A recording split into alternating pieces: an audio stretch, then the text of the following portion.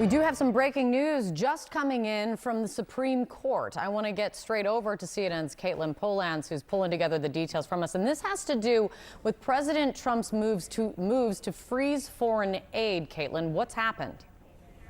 Yeah, Kate, what had happened in the Trump administration is they turned off money going to nonprofits and contractors on foreign aid, people that were working with the organization USAID, the agency that the Trump administration was trying to shut down. And what the Supreme Court, what Trump wanted to do is he wanted a green light from the Supreme Court to keep that money shut off. It's being litigated at the trial level courts far below the Supreme Court. And what the Supreme Court just said is, we're not going to do that. We need the lower court to figure this out. There was a judge there who had set a deadline for the administration to pay up $2 billion by midnight of a day last week, was giving them less than 24 hours to do it. And the administration said, we can't just turn money back on like that. That's why we need the Supreme Court's help here to let us do what we want with our bills and just not pay them, freeze all the money that was outgoing.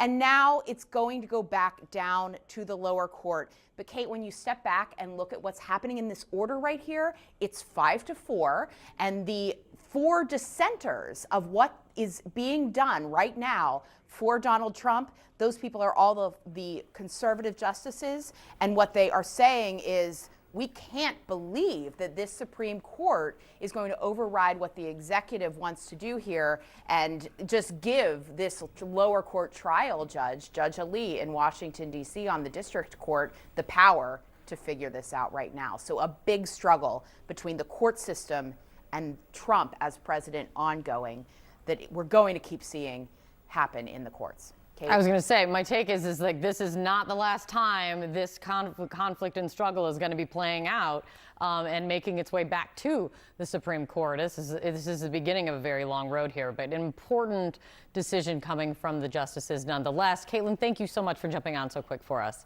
Here with us to break all of this down. It's very, very significant. CNN's chief legal affairs correspondent, Paula Reed. This was an incredibly fast decision by the U.S. Supreme Court. It was, and it's rare that the Supreme Court drops a decision on us at 9 o'clock in the morning. And look, this decision was pretty technical, but it really reveals a lot about the divides within the court itself.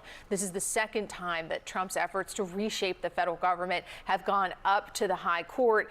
And here specifically, the Trump administration was asking the court to keep foreign aid frozen, but the court declined to do that. They actually sent that whole issue back down to the lower court to decide if those funds need to be released. Now, this is the second time that the Supreme Court has declined to intervene on Trump's behalf, but I want to note the larger questions about what Trump can and cannot do with DOGE, with this kind of foreign aid.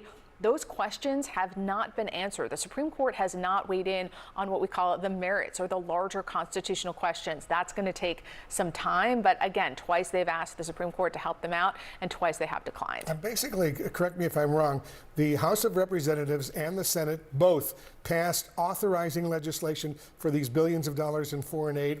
Then they passed separate appropriations bills, and then the president signed both bills into law. The Supreme Court saying if you want to change that, there's got to be additional legislation on the Hill and more action by the president. So I think eventually the Supreme Court will have to get at that issue. Right now, the issue they're deciding is really whether a district court judge can compel the administration to pay these billions of dollars in foreign aid that they're saying they don't want to. So it's interesting. There was a really lengthy dissent in this decision where 4 conservative justices were sort of outraged at the idea that a district court could compel the administration to do that. Eventually, though, they will have to answer these larger constitutional questions that you just touched on. If Congress, appropriates these funds, can the administration just say, no, we're not going to send them out? Those questions will likely take a few months to get to the court because it has to go back to the lower court and work its way through the system. And the Supreme Court really isn't looking to jump the line right now. Yeah, that would be the bigger constitutional question, right? What is the direct impact then of this? So right now it's going to go back down to the lower court, and the litigation over this larger question will begin. And the district court can decide if the administration has to disperse these funds. I think what really stood out to me in this decision, though, is again, again, right now, this is very preliminary. This is a very technical issue. We're not answering these larger questions yet about the separation of powers. But 4 justices, they all got together and they wrote a really powerful dissent. And what's notable about that is this is, again, like I said, it's not a minor decision, but it's not a massive decision. And the fact that they all took time to really lay out why they disagree with the majority, that signals that there really are pretty entrenched partisan divides on this court. And that will be incredibly significant when these larger constitutional questions do come before them in the usual formal way where there are arguments and a big opinion. Because I know from talking to my sources at the Trump White House, their long game for all of these efforts with DOGE and reshaping the federal government are designed to eventually go before the Supreme Court, and they expect that they will likely side with President Trump. It's going to be that's a long game, that's a long path, but that's how all of this has been designed. They knew these would be challenged in court. They didn't expect to win initially, but they do expect to win at the high court. The Chief Justice, John Roberts, was the tiebreaker. Exactly here. Yeah, he just said, look, we're going to send this down. We're not going to keep this frozen. We're going to send this down to the district court and they can handle it. But I think everyone expects that one of these big DOGE-related cases is likely going to come back before the Supreme Court in the coming months. Excellent explanation, Paula Reed. Thank you very, very much. And it is interesting on the heels because we saw President Trump briefly talking to Chief Justice Roberts last night. He said thank you to him. He said thank you, I'll never forget it. We don't know what he was talking about, but it's just such a fascinating dynamic. Absolutely. All right, thank you so much. I want to continue this discussion with CNN senior legal analyst Ellie Honig. So how are you viewing this, Ellie? Well, Pam, I think this is a substantial setback for the Trump administration. Now, the winning side here, the challengers, they had argued in the lower courts that essentially the president has no power to block this federal funding because Congress had already allocated it. And under Article 1 of the Constitution, Congress has the power to tax and spend. That was ultimately the argument that prevailed here. Now, the other side of it, the Trump administration and the dissenters in this case argue, first of all, the district court judge had no power to do what he did, that he overstepped. Second of all, that the way this case was brought by private businesses was procedurally improper. And third, the dissenting conservative justices argue what we, the Supreme Court, should have done is put this whole thing on hold so that we could have the full rounds of briefing and argument that we'd ordinarily have. And as the dissent correctly notes, the practical impact of this is that $2 billion is almost certainly going to get out the door and nobody can stop it at this point. When can that happen? That's what I'm trying to get at, just sort of the direct impact from this. Yes, they're sending it back to the lower court, but what does it mean for that aid that's frozen right now? So as Paula said, the Supreme Court has now sent this case back to the district court, the trial level court. And this is the same judge who previously ordered the federal government, you cannot block this, you need to get it out the door. He gave him something like 36 hours to get it out the door. Well, now the Supreme Court has said back to the district court, yes, district court judge, you do have jurisdiction and authority to order that this money be paid, and you need to work with the parties to get this money out the door in a way that's quick, but also feasible, not impossible from a technical point of view. So what does this tell us about pending disputes about federal funding, international funding with USAID and also within the U.S. domestic funding?